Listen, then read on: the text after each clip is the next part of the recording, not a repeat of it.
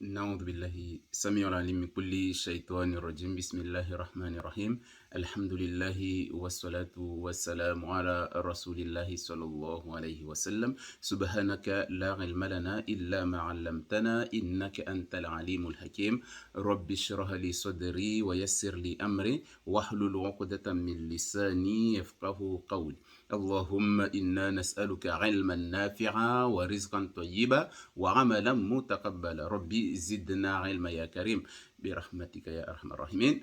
Assalamu alaikum wa rahmatullahi wa barakatuhu. J'espère que tout le monde va bien, que tout se passe bien dans votre famille, dans votre travail, dans vos lieux où vous vous trouvez actuellement.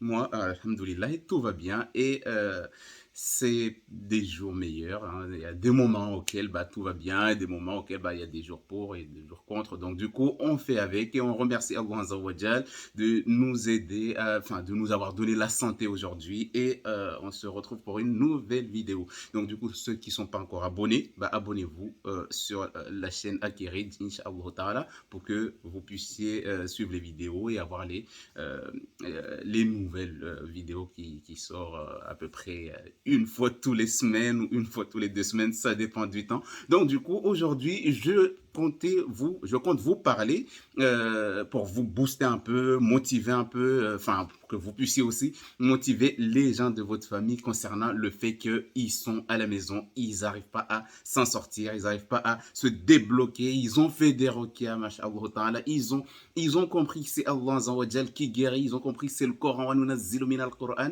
ma huwa shifa'un wa rahmatun lil mu'minin. Ils ont compris ça, ils sont musulmans, alhamdulillah alladhi hadana li hadha. On remercie Allah Azza wa Jal de nous avoir guidés vers le Coran, vers l'islam, dans l'islam, et que on est dedans et alhamdulillah, on est content d'être musulman. Donc c'est une grâce, parmi les grâces qu'Allah Azza wa Jal nous a comblées, tous ceux qui sont musulmans. Et on prie Allah Azza wa Jal de ne pas nous égarer et qu'on reste dans sa vraie voie jusqu'au jour de la résurrection. Amin. Donc il y a des gens qui sont nés normalement pour briller, pour avoir de la lumière, pour que les affaires avancent, pour qu'ils se sentent bien, pour que tout marche dans leur vie, pour que leur mariage réussisse. Mais ils arrivent à un moment, en fait, ils sont éteints, ils sont comme éteints, ils sont plus là. On les voit avant, quand ils étaient à l'école, on était à l'école ensemble, tout se passait bien, ils étaient les meilleurs à l'école, ils échouaient jamais aux épreuves, aux examens, etc. Et là, aujourd'hui, ils ont réussi, masha'Allah ta'ala. Certains ont réussi, d'autres ont quitté l'école, d'autres sont devenus autres que ce qu'on pensait d'eux. Donc, du coup, ces genres de personnes, en fait, ils sont démotivés, ils sont éteints carrément. Quand on les voit aujourd'hui, ils sont en train de marcher, on se demande, mais attends, cette personne-là était à l'école avec nous, il était le meilleur, mais il fait quoi aujourd'hui? Il fait rien. Hein, il a pris du ventre, il a grossi, il prend plus soin de lui. Pourquoi tout ça? Parce qu'en fait, il a perdu ce qu'on appelle la perte de confiance. Et cette perte de confiance-là va venir à cause d'une chose, un échec, en fait, qu'il a éteint, en fait, qu'il a cassé, qu'il a détruit. Donc, c'est pour ça que quand on voit des gens qui sont à la maison, qui essaient de s'en sortir, ils sont démotivés, ils n'ont plus envie de rien faire, franchement, le mieux, c'est de parler avec eux et de chercher à savoir à peu près qu'est-ce qui l'a démotivé. Parce que chaque être humain, il est né, il a une motivation, il a ses chances, il a tout pour réussir dans la vie. Et on lui ouvre les portes de la possibilité à pouvoir s'en sortir, mashallah. Mais le problème, c'est que, arrivant, en fait, on n'a plus de motivation, on se sent éteint, soit par un événement, soit par quelque chose, soit une chose qui s'est passée, qui a fait qu'en fait, on est détruit de l'intérieur. Et quand c'est comme ça, il faut reconstruire la personne. C'est pour ça que je conseille ceux qui viennent me voir concernant les thérapies, faire la psychothérapie, faire des thérapies vraiment justement cognitives et comportementales en TCC, ce qu'on appelle un TCC. Justement, c'est pour chercher les phobies, ce qui fait que la personne a même peur de sortir à l'extérieur pour aller chercher du boulot, pour aller prendre même ses enfants à l'école. Elle a peur. Donc, ce genre de personnes-là, le mieux, quand tu vois quelqu'un de ta famille excusez-moi, qui a ce genre de comportement-là, de peur de sortir de chez elle, qui a un comportement qui la démotive et qui lui donne pas envie de sortir. Justement, le mieux, c'est essayer de trouver un langage, une langage un langage justement pour que cette personne-là, en fait, puisse s'ouvrir à toi et te dire, tu sais pourquoi je sors plus dehors? C'est à cause d'une chose qui m'est arrivée. Ou tu sais pourquoi je cherche plus de travail? Parce que j'avais déposé mes CV, j'étais sûr à 100% et on m'a annoncé devant moi qu'on a choisi quelqu'un d'autre que moi. Je me suis dit que je ne sers plus à rien sur Terre. Du coup, à partir de là, je suis démotivé. Ou je voulais avoir des enfants, mais le jour auquel je suis tombé sur les enfants de ma sœur, bah, ils m'ont tellement dégoûté des enfants que jusqu'à présent, je ne veux plus avoir d'enfants. En fait, il y a toujours quelque chose en fait, qui vient ouvrir une porte à la sorcellerie. Et c'est ce que j'avais expliqué dans la vidéo précédente. Donc, du coup, là, maintenant, c'est comment trouver une solution pour ces genres de personnes-là qui sont éteints. Une personne éteinte, il n'a plus envie de rien du tout. Il a envie de rien, il ne veut même pas sortir dehors. Donc, du coup, ces genres de personnes-là, qui brillaient avant, qu'ils étaient avec nous. Ils avaient une lumière, ils avaient de la chance. On se demandait, ouais, celui-là, on se disait, ouais, celui-là, là, je suis sûr qu'il sera soit président, soit chef d'entreprise, etc. Mais là, aujourd'hui, on les voit assis, ils font rien du tout. Ils font rien. Ils sont là, assis. Donc, ces gens-là, la plupart du temps, pour des gens qui sont dans les endroits auxquels les gens utilisent les sorcelleries, il y a des gens en fait qui viennent éteindre leur chance en fait justement pour qu'eux ils puissent avancer. C'est comme le cas à l'école. Il y a il y a une jeune qui me disait, enfin pendant un traitement, elle me disait oui mais tu sais moi j'étais le meilleur à l'école et là maintenant je suis éteint, je suis le dernier de la classe. Et après, quand on cherchait l'historique, qu'est-ce qui a fait qu'elle est devenue comme ça? Elle a dit, un jour, ma copine d'école, de classe, elle est venue, un jour, elle me disait tout le temps, mais comment tu fais pour réussir alors qu'on traîne ensemble, on mange ensemble, à la maison, on est ensemble, etc. Et toi, tu réussis mieux que moi. Qu'est-ce que tu fais? C'est quoi ta... Elle a dit, mais moi, j'arrive à suivre à l'école et je comprends à l'école. Du coup, ça l'a tellement blessé la copine qu'elle est partie dire à sa mère que oui, mais maman, je comprends pas pourquoi telle personne, elle arrive à réussir à l'école, elle est toujours meilleure, etc. et comprend mieux que moi. Sa mère lui a dit, mais t'inquiète pas ma fille, c'est ta copine, donc du coup c'est normal que tu aies mal au cœur, qu'elle arrive et toi tu n'arrives pas. Donc on va l'éteindre. Comme ça, il devient comme toi. Il y a des gens méchants, il y a des gens mauvais, il y a des gens malhonnêtes, il y a des gens honnêtes dans la vie. Donc du coup, la vie est mélangée de tout ça pour justement pour qu'on puisse parler nous aussi. S'il y avait que des bons, bah, on aurait parlé que du bon. Mais comme il y a un mélange bon et mauvais, bah, on est obligé de parler du bon et du mauvais. Comme ça, on fasse attention et qu'on sache comment protéger nos enfants ou nous protéger nous-mêmes. Et donc, du coup, sa maman lui dit, demain, c'est toi qui amènes le goûter. Comme ça, vous allez manger ensemble. Du coup, sa maman a préparé une sorcellerie dans une des goûters. Il lui a dit, celui-là, tu le touches pas. Et tu l'ouvres même pas. Tu l'amènes jusqu'à ce que c'est elle qui doit l'ouvrir en premier. Toi, le tien, c'est ça. Et pour ta copine, c'est ça. C'est deux copines qui s'aimaient comme des sœurs, etc. Mais la maman, bah, ça l'a pas plu qu'elle réussit mieux que son propre enfant. Donc, du coup, elle amène ça et donne à son ami pendant qu'ils mangeaient ensemble. Et arrivé à la maison, la maman lui demande alors, t'as réussi à faire ce que je t'avais dit? L'enfant, la jeune a dit oui, oui, c'est bon, je l'ai donné et elle a mangé, elle a ouvert en premier.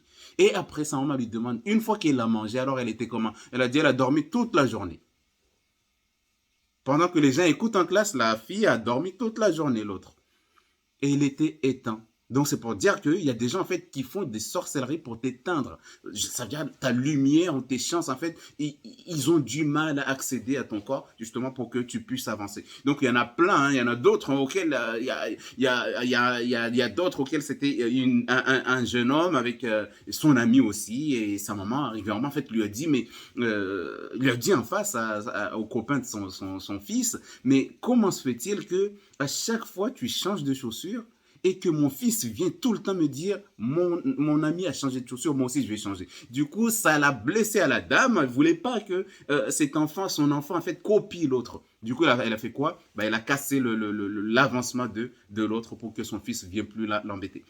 En fait, c'est juste pour expliquer quoi. C'est que l'être humain, il peut être bon, mais les événements peuvent le changer. Des événements qui arrivent ou des paroles peuvent changer une personne. C'est pour ça qu'il faut faire très très attention dans ce qu'on dit, quand on se vante en disant moi je suis le meilleur, moi je suis ceci. Quand tu as de l'argent, tu as dit utilise ton argent comme tu veux, comme tu peux, Allah, il aime bien voir son serviteur utiliser les bienfaits qu'il lui donne, mais il faut être humble, ne pas se vanter, ne pas s'enfler d'orgueil pour montrer à tout le monde que je suis mieux que vous. Non, au contraire, tu dois, malgré que tu es bien habillé, mais être humble, être toujours pareil que les autres, répondre aux autres, et répondre aux besoins des autres quand tu peux. Mais il faut faire attention, il faut se protéger quand tu sors dehors. Bismillah, tawakkaltu ala Allah, wa la hawla, wa la quwwata illa billah. Parce qu'on ne sait pas qui te veut vraiment du mal. Ça peut être ta maman, hein, ça peut être ton père, ça peut être ton grand-père, ça peut être quelqu'un de ta famille, ça peut être ton cousin, cousine, etc., la tante. Donc du coup, c'est pour ça que quand on sort dehors, on ne sait pas qui on va croiser justement. On ne sait pas quel mal nous attend à l'extérieur. C'est pour ça qu'on nous dit, Bismillah, tawakkaltu ala Allah. Là, je sors avec la confiance que Allah va me protéger de ce que je ne sais pas et de ce que je sais. Du coup, là, quand tu sors, au moins, c'est bon.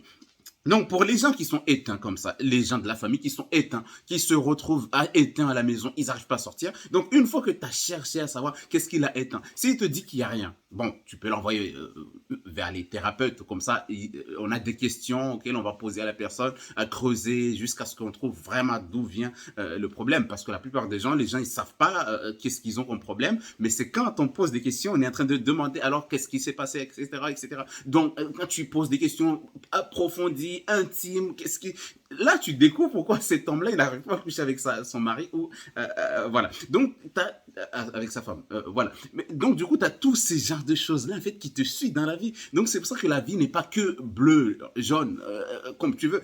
Bien. Parce qu'il y a toujours des gens qui seront toujours derrière pour que tu avances pas. Même les sœurs, en fait, ta sœur, elle avance bien et toi, tu n'avances pas. Bah, tu dis, pourquoi elle avance mieux que moi alors que je suis la plus grande. Donc, du coup, en fait, il y a déjà une jalousie dans la famille. Il y a ça date pas que de chez vous, de chez toi, d'aujourd'hui, parce qu'on sait le fils d'Adam, les deux fils d'Adam, quand son frère a eu la jalousie envers son frère, bah, il est allé jusqu'à tuer son frère. C'est pour montrer en fait que c'est de cette manière-là que nos aînés, nos grands frères, depuis Adam, en fait, il y a eu la jalousie dans la famille. Donc, du coup, c'est pour ça qu'il faut être humble, essayer d'aller parler avec les gens en étant humble. Parce que le problème, c'est que quand on est humble, les gens nous détestent. Et quand on est orgueilleux, les gens nous détestent. Du coup, on ne sait même pas comment se comporter. Donc, une fois que ces personnes-là, tu as parlé avec eux et que tu vois qu'ils sont vraiment éteints, ils te disent rien, ils savent plus quoi faire, ils sont démotivés. Il faut essayer de les motiver. Arrivant, en fait, tu seras fatigué, toi qui le motive, hein, parce que tu vois que la personne va dire, ouais, j'ai fait tout ce que tu m'as dit, mais ça marche pas. Du coup, en fait, il va encore plus se démotiver. Et quand c'est comme ça, il faut l'orienter vers des professionnels qui peuvent peut-être le pousser à aller au-delà pour qu'il puisse s'en sortir. Mais il y a des gens qui sont éteints par une sorcellerie. Du coup, la sorcellerie, quand il va venir, en fait, il va chercher au fond de toi, parce qu'une sorcellerie, il faut savoir qu'un djinn ne rajoute pas ce que tu n'as pas. Ok? Un djinn, si tu as une maladie, il va le réveiller en toi. Des fois, on a des maladies qui ne vont jamais se réveiller jusqu'à notre mort. Parce que le corps humain, en fait, il est constitué de terre. Du coup, la terre, elle a tout. Il y a des plantes nocives, il y a des plantes consommables, il y a des plantes poisons, il y a tout. Et on nous a créé de terre. Donc, du coup, en fait, la terre, il englobe déjà tout. Que ça soit bien comme mauvais, parce que c'est la terre. On ne peut pas savoir que oui, cette terre-là, elle est bonne ou pas, sauf quand on plante quelque chose etc. Mais on a été créé de terre. Mais la terre est mélangée de plusieurs terres à l'intérieur. Donc, du coup, c'est pour ça que l'être humain en lui-même, en fait, il a le bien comme il a le mal en lui. On ne peut pas dire, ouais, cette personne-là, il est bon à 100%. À part le prophète, sallallahu alayhi wa sallam, auquel il y a des anges qui sont venus l'ouvrir pour lui enlever le mal qu'il avait en lui. Concernant il y a ça, voilà, la méchanceté qu'il y avait en lui, il a été enlevé. Mais nous, humains, simples, bah, on a tout ça englobé en nous. On doit le gérer, on doit gérer tous ces côtés-là. Et on doit maîtriser nos colères, on doit maîtriser nos émotions. Des fois, ça nous dépasse. Et c'est de là auquel on a besoin d'aide, on a besoin qu'il y ait quelqu'un qui vient nous voir, qui nous explique, qui nous parle gentiment, enfin, on a trouvé quelqu'un qui nous comprend. Mais donc, du coup, même dans tout ça, en thérapie, on nous dit de faire très attention parce que les gens, quand tu les écoutes, ils se disent, ah bah c'est bon, j'ai trouvé quelqu'un. Il va tout le temps se verser sur toi, etc. Il va tout le temps te dire tous ses problèmes, tout le temps se plaindre. Arrivant, en fait, elle va penser, elle va plus prendre les conseils que tu lui donnes, mais elle va prendre comme toi, tu étais une source de souffre-douleur. En fait, ça veut dire qu'à chaque fois qu'elle a du mal, elle vient se verser sur toi et rentre chez elle. Et les conseils que tu lui donnes, elle les prend pas. Donc, du coup, c'est pour ça, quand tu vois des gens comme ça, tu les conseilles. Si tu vois qu'ils prennent pas en compte les conseils, il faut leur mettre des actes. Il faut leur mettre des actes. Il faut leur dire, voilà, Tu me dis tout le temps que tu cherches du travail, tu ne trouves pas, et tout le temps tu viens pleurer que oui, tu as besoin d'argent, tu as besoin de ci. Ok, donc à partir d'aujourd'hui, je veux que tu m'amènes des preuves que tu as déposé un CV à tel endroit, que tu as fait telle chose. En fait, il faut les pousser, ces gens-là, dans l'action directement. Là, tu vas l'ouvrir en fait dans le monde extérieur. Donc du coup, pour ceux qui sont éteints par la sorcellerie, donc les sorcelleries, quand il vient en toi, il vient dans le corps, il vient s'installer. Une fois qu'ils sont installés, ils sont la plupart du temps accompagnés par un djinn. Et ce djinn-là, en fait, il va garder la sorcellerie. Et ce djinn-là qui va garder la sorcellerie, bah, c'est un djinn, en fait, qui est aussi informateur. Il ne travaille pas seul. Hein, il a des djinns à l'extérieur, il a des djinns dans le chemin, partout il y a des djinns. Tous ces djinns-là, en fait, ils vont contrôler, ils vont lire le programme de la sorcellerie. Si la sorcellerie elle a été faite pour que la personne ne travaille jamais et que tu travailles actuellement, ben, il va faire quoi? Il va pousser, il va lire le programme qui a été donné par le sorcier et lui, il va se dire, bon, la personne, il faut qu'il perde son travail et qu'il devient délinquant ou rien du tout. Du coup, lui, quand il va lire tout ça, il va faire quoi à ton avis? En fait, depuis le chemin auquel tu passes pour aller au travail, en fait, tu n'auras que des galères la plupart du temps. Tu vas en avoir marre d'aller au travail. Parce que rien que les embouteillages, il y a ceci, il y a ceci. En fait, tout ça vont te travailler psychologiquement la tête. Et après, au travail, ils vont pousser des gens déjà possédés, s'ils ne sont pas musulmans. Bon, même s'ils sont musulmans, mais quand ils sont possédés, ils ont des djinns, même si les djinns ne se manifestent pas, ça se peut qu'il y ait des gens qui sont atteints déjà de sorcellerie. Donc, du coup, au travail aussi, en fait, ça va pousser les gens qui sont déjà atteints, eux aussi, la plupart du temps, par soit le mauvais œil, par des djinns, soit par le Karin, qui est tout le temps à côté, qui travaille aussi, qui aide les démons, les djinns, les sorciers aussi, en même temps. Donc, du coup, il va pousser ces gens-là, en fait, à te rendre la vie difficile au travail. Et à force que tu vas au travail, tu es anxieuse, tu as peur, tu veux plus aller. Arrive en fait, c'est jusqu'à ce qu'il y ait un événement déclencheur qui fait que soit tu démissionnes, soit on te vire. Et une fois que tu es viré, là, tu sens comme si tu sers à rien. Ok. Là, tu te vois pourquoi on m'a viré moi et pas l'autre. Pourquoi c'est toujours de ma faute, c'est pas la faute des autres. J'ai rien fait et on m'a accusé. À chaque fois, c'est comme ça. Moi, j'en ai marre. Arrivé en fait, tu vas faire quoi? Tu vas être démotivé. Et soit la personne a de la chance, il va changer de travail, alhamdoulilah, ou soit il va rester à la maison et il va plus aller au travail. Et là, ça veut dire qu'il va faire quoi? En fait, il va penser à elle en se disant que c'est sa faute. Pourquoi c'est tout le temps de ça, elle qui est mise en cause? Pourquoi à chaque fois au travail, les gens l'aiment pas, etc. En fait, il y aura que ces pensées-là. C'est pas qu'au travail, on t'aime pas. C'est parce que soit tu es meilleur que certains, du coup, ils vont pousser les gens à te détester. Ou soit tu es vraiment nul, mais tu fais ton travail, donc du coup, les gens vont te détester parce que tu profites des autres. Il y a plusieurs cas de figure auxquels les gens peuvent te détester au travail. Donc du coup, mais pour cette personne-là qui est restée à la maison éteint et qui veut plus aller à l'école, qui veut plus sortir, donc du coup, il faut aller dans ces genres de choses-là. Il faut le pousser à aller faire la requête, justement, parce que c'est comme j'ai expliqué que rien que le chemin, en sortant de chez toi, le chemin où tu vas suivre pour aller au travail, tout ça en fait, il y a des gardiens. Parce que quoi? Le sorcier, il est payé. Il paye pour que son travail soit fait. Et il est payé lui aussi pour qu'il fasse le travail qu'on lui a demandé. Donc du coup, t'inquiète pas qu'il va faire ce qu'il faut. Il va envoyer des démons qui sont très puissants, qui savent ce qu'ils font, qui ont eu des entraînements justement sur ça, jusqu'à ce que la personne perd son boulot, jusqu'à ce que la personne reste à la maison, jusqu'à ce que la personne devienne rien.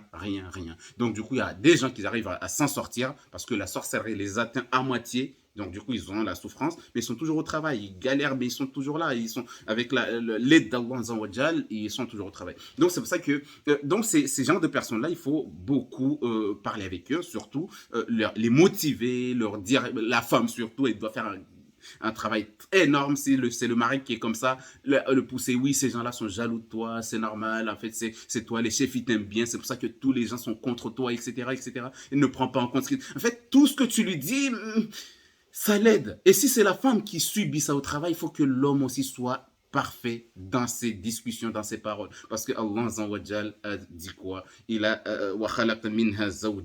veut dire qu'il a pris de l'homme, il a créé la femme à partir de la côte de l'homme. Donc ça veut dire que l'homme, tout ce que l'homme va dire à la femme, en termes de bonnes paroles, la femme prend à 100% la plupart du temps. Sauf si tu es un menteur, ça on n'y peut rien pour toi. Si tu as déjà habitué ta femme au mensonge, on n'y peut rien pour toi, il faut que tu changes et tu demandes pardon dans un wajal. Mais si c'est l'homme qui conseille à sa femme et qui soutient sa femme, même si la femme souffre au travail, mais rien que la parole de son mari peut annuler tout ce qu'elle avait en tête concernant le travail. Pourquoi? Parce que cet homme-là, elle a fait confiance, et s'est mariée avec toi, du coup elle te fait confiance, donc tout ce que tu vas la conseiller, et elle va les prendre en compte. Le fait de dire, ouais, t'inquiète pas, ça va aller. Moi, j'étais en train de soigner un jour, j'étais en train de parler, bon, je soigne aussi beaucoup, une personne, une dame qui travaille, qui est au service pénitentiaire, ça veut dire qu'elle est gardienne de prison.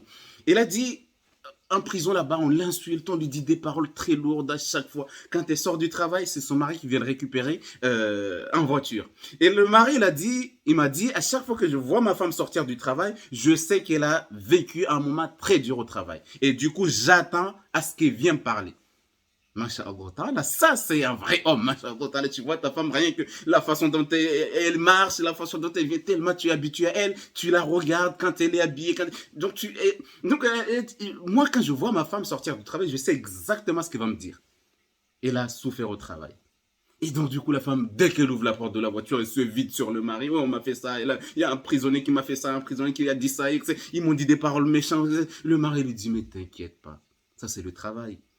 T'inquiète pas, ça c'est le travail, c'est normal, c'est un travail. Les gens ils sont détenus, ils sont enfermés 24 heures sur 24, ils sont dans des cellules, ils ont de la famille à l'extérieur, du coup ils sont énervés, il y en a qui sont innocents, il y en a qui sont... Donc c'est normal que tu entends tous ces genres de paroles-là, tous ces insultes, parce que ces gens arrivent en fait, un être humain n'a pas besoin d'être enfermé. Et quand il est enfermé, il pète un câble. Donc du coup, bon, allez, il pète un câble. Donc c'est normal qu'il soit comme ça. Donc du coup, à force que le mari il est là, du coup la femme elle a eu le courage de travailler là-dedans pendant des années et des années jusqu'à aujourd'hui elle est dedans. Pourquoi? Parce qu'elle a un mari qui lui dit t'inquiète pas, c'est normal. T'inquiète pas, c'est normal. Mais la femme a juste besoin qu'il y ait quelqu'un qui l'écoute. Donc du coup, les hommes, la plupart du temps, ils aiment pas du tout qu'on les écoute, la plupart du temps, mais il y en a certains, ils aiment bien qu'on les écoute quand ils sortent du travail. Donc les hommes, ils aiment tout garder pour protéger leur femme. La plupart du temps, il y a beaucoup d'hommes qui sont comme ça, ils souffrent au travail, mais ils disent rien à sa femme pour la protéger. Parce que quoi? Ils pensent qu'en disant ça à sa femme que tu sais qu'au travail là-bas, on me fait souffrir, que la femme va avoir pitié jusqu'à ce qu'elle va être anxieuse, elle va plus manger à cause de ça. Alors que non, en fait, le fait de dire ça à ta femme, elle va te conseiller. Il va te conseiller pour ne pas justement sombrer dans la dépression du travail, dans la dépression et venir être éteint à la maison. Du coup, quand tu viens du travail, le mieux, tu prends ton temps, tu te douches, tu viens, tu expliques à ta femme, etc., ce qui s'est passé au travail. Mais tu le dis d'un ton, en fait, pour pas qu'elle soit triste. D'un ton, ouais, tu sais, au travail aujourd'hui, bah, franchement, il y a des gens qui sont mauvais. Hein. Moi, aujourd'hui, il m'est arrivé ça. Et la femme va écouter. Le fait de te vider, en fait, tout ça, elle va te conseiller, elle va t'écouter. En fait, ça va évacuer en toi et donc tu auras une protection. Donc du coup c'est pour ça que il faut en parler. Quand tu as un problème, il faut en parler. Donc du coup ces genres de personnes là, bah, il faut leur conseiller, parler avec eux, les mettre à l'épreuve, ceux qui n'arrivent pas à aller chercher du travail, hein, les mettre à l'épreuve, leur expliquer les choses, écouter leurs craintes, pourquoi ils ont peur d'aller demander du travail, etc., etc. Donc, tu as tout ça à faire. Donc, du coup, et lui faire la requête, si tu peux, lire des versets sur lui avec des verres d'eau ou des bouteilles d'eau pour qu'il aille se laver en lui disant que ces bouteilles d'eau-là, tu vas te laver pour que Allah t'enlève le problème qui est en toi et te débloque. Ou sinon, tu l'envoies vers des rakis professionnels aussi qui puissent lire sur lui pour que la personne puisse pour que la personne puisse pouvoir s'en sortir. Parce que le fait de la laisser comme ça, elle va vivre comme ça, elle va rester comme ça, et le temps va passer, et elle va prendre un ventre, et après elle va grossir, et à partir de là, quand le temps va passer, son CV, il va avoir des longues périodes de pause, personne va vouloir de lui. Il faut qu'il retourne à l'école, il faut qu'il retourne faire des formations, etc. pour rebooster son CV. Donc du coup, si vous avez des gens comme ça, boostez-les pour qu'ils puissent aller faire des formations pour pas que son CV soit en pause pendant des longues années. Il n'y a rien dans son CV. Le dernier travail qu'il a occupé, le poste qu'il a occupé, ça remonte en 2000. Cette personne-là, vous êtes sûr que quelqu'un va vouloir risquer sa vie pour lui. Donc, du coup, le mieux, c'est pousser ces gens qui ont des longues pauses sans travail d'aller faire des formations pour casser en fait ces longues pauses de travail. Donc du coup, et à partir de là, faire la requête, faire les causes. Tu peux pas juste rester comme ça et que tout se passe bien. Il faut faire les causes et qu'Allah t'aide. Et dans les causes, tu dois chercher ce qui peut t'arranger et arranger les choses pour que tu puisses sortir de chez toi et aller faire un tour. Même si tu es bloqué chez toi, essaie de te mettre des défis. Aujourd'hui, je vais aller juste au niveau de l'ascenseur. Et tu y vas. Aujourd'hui, je vais descendre jusqu'au rez-de-chaussée. Tu descends. Aujourd'hui, je vais aller au parc. Même si tu as peur, mais tu te mets des défis, ou bien s'il y a quelqu'un à côté qui peut t'aider, bah, il te met des défis, etc. Et tu te challenges en fait tous les jours, jusqu'à ce que tu puisses trouver l'habitude d'aller à l'extérieur, Inch'Allah. Donc du coup, j'espère en tout cas que vous allez aider les gens qui sont à côté de vous, parler avec eux, leur expliquer, essayer de trouver pourquoi ils sont comme ça, essayer si vous arrivez pas à trouver, regardez leur CV, s'ils ont des longues pauses sans travailler, il faut leur conseiller des formations, il faut qu'ils cherchent, il faut qu'ils trouvent un truc auquel ça va casser la période de pause, donc Inch'Allah Ta'ala, pour que Allah l'aide, et priez beaucoup pour eux, quand vous priez la nuit, quand vous priez les prières obligatoires, priez beaucoup pour votre mari, votre soeur, votre frère, votre maman, votre papa qui est éteint carrément et qui n'arrive plus à sortir, qui se sent mal, Inch'Allah, et que Allah nous accepte et guide tous les musulmans qui sont dans ce genre de situation-là et nous protège contre les gens qui nous veulent du mal, tous les gens qui nous envoient des sorcelleries, qu'Allah leur retourne leur mal et qu'Allah nous aide et aide nos enfants, tous ceux qui ont eu le bac, ceux qui ont eu des diplômes, qu'Allah les aide à briller au-delà d'avoir tous leurs diplômes. Birahmatika ya arhamar rahimin. Sallallahu ala nabina Muhammad wa ala alihi wa sallam. Wa akhiru da'wana alhamdulillahi rabbil alamin. Assalamu alaikum wa rahmatullahi wa barakatuh.